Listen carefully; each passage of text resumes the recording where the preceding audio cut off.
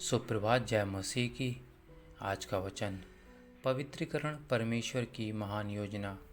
यिर्मयाह की पुस्तक उसका 29 अध्याय उसकी 11 आयत।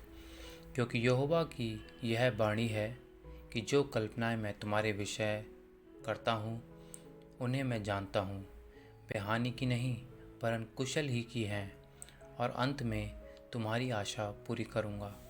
प्रत्येक विश्वासी के जीवन के लिए प्रभु के पास एक भव्य योजना है और इसे पवित्रीकरण द्वारा दर्शाया जा सकता है।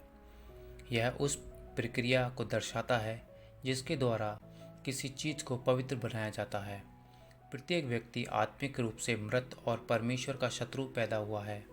इसका वर्णन इफिसियों का 2 अध्याय उसकी 1 आयत और रोमियो 5:10 में मिलता है।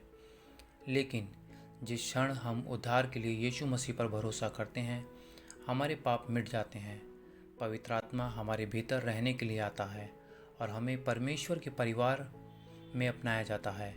उस क्षण से हम उसके पवित्र उद्देश्यों के लिए परमेश्वर की संतान के रूप में अलग हो जाते हैं।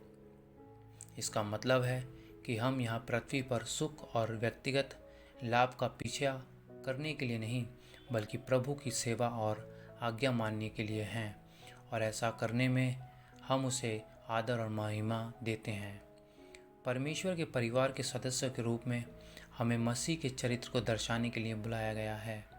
प्रभु अब हमें संत कहता है, एक ऐसा शब्द जो पवित्रता के साथ अपनी जड़ें साझा करता है। इसलिए नहीं कि हम पाप रहित जीवन जीते हैं, बल्कि इसलिए कि मसीह में हमारी स्थिति यही है और यही हमारा अभ्यास होना भी चाहिए।